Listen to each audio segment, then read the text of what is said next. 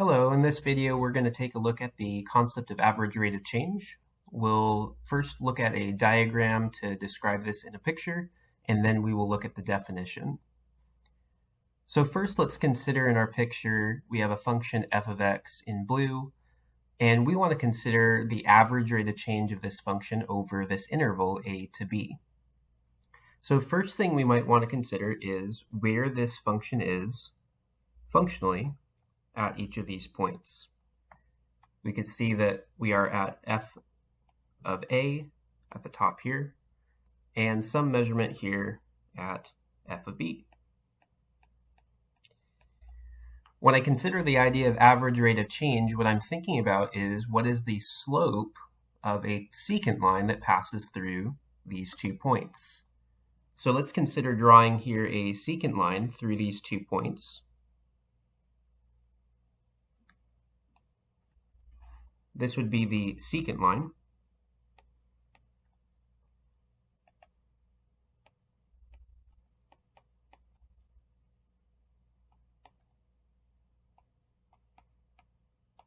Between the points x equals a, x equals b. And the secant line specifically has a slope that's comprised of its rise and its run.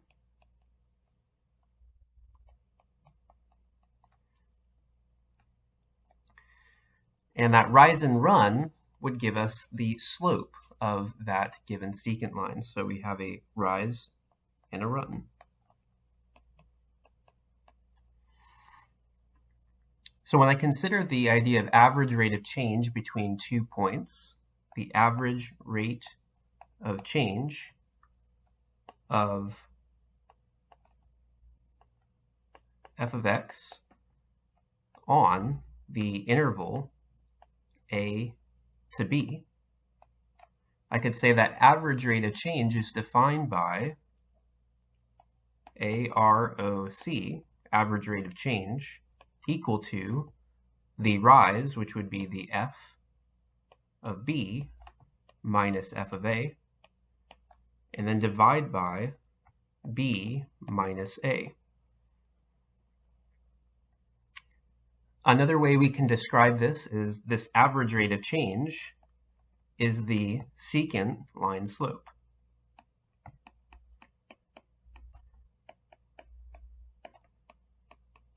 So this is the slope of the line, the secant line that passes through the points a and b and give it its rise and its run in between those 2 points.